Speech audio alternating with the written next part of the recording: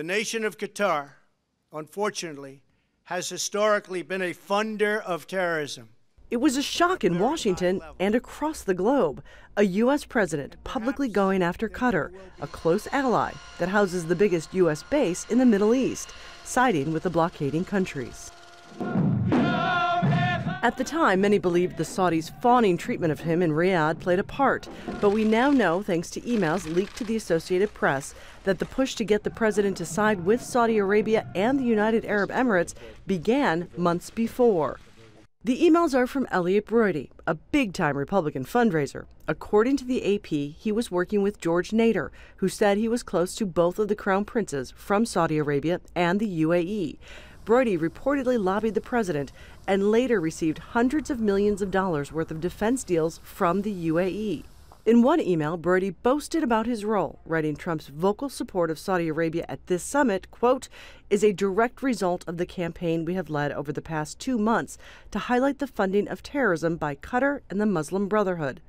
Brody is suing Qatar. He says they hacked his emails, a charge they deny. But Qatar is facing more scrutiny because of another court case. Prominent Qataris are being sued by rapper Ice Cube. He says they didn't pay him as promised in a business deal, and his partner testified that they tried to use them to get to Steve Bannon, in testimony describing their offer as a bribe, which they also deny. All sides have spent millions of dollars on lobbyists trying to sway the Trump administration.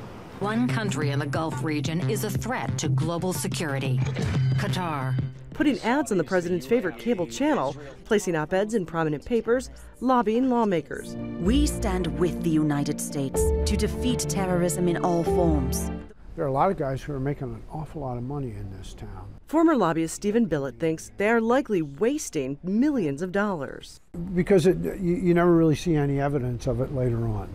You know, you don't see decisions made at a later time that indicate that there was a positive outcome.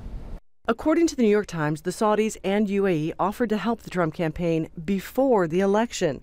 It's unclear if anything was done on his behalf with their money, but it's an allegation special counsel Robert Mueller is likely looking at.